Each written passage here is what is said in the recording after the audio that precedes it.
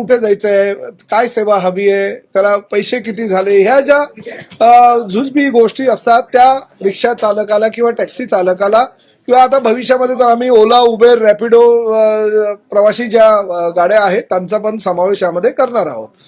तर काही लोकांनी 6 महिन्याची मुदत मागितली, काही लोकांनी 1 वर्षाची मुदत मागितली, काही लोकांनी 3 महिन्याची मुदत मागितली. वेगवेगळ्या संघटना होत्या आणि वेगवेगळ्या संघटनांच्या माध्यमातून आता चर्चा झाली, सकारात्मक चर्चा झाली. मला अभिमान ह्या गोष्टीचा आहे की परिवहन मंत्री म्हणून प्रताप सरनाईकनी ही भूमिका घेतलेली आहे की महाराष्ट्रामध्ये जर तुम्हाला व्यवसाय करायचा असेल, तुम्हाला जर रिक्षा टॅक्सी चालवायची असेल तर तुम्हाला मराठी अनिवार्य आहे, मराठी येणं बंधनकारक आहे, जुजवी मराठी तुम्हाला यायलाच हवं.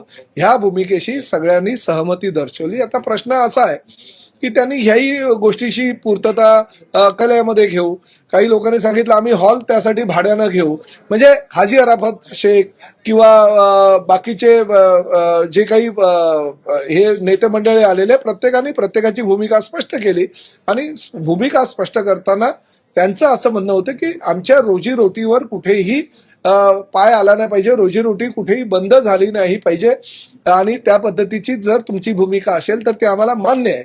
आणि आम्ही त्यांना सांगितलं की शेवटी हे राज्य शासन आहे, देशातलं प्रगत राज्य म्हणून परिचित आहे. मुख्यमंत्री आणि दोन्ही उपमुख्यमंत्री अतिशय चांगल्या प्रकारचं काम करत असताना रोजगार निर्मिती हे आमचा पहिला उद्देश आहे आणि त्या माध्यमातून देशामध्ये रोजगार निर्मितीचं पहिलं राज्य करण्याचा आमचा मानस आहे. त्यामुळे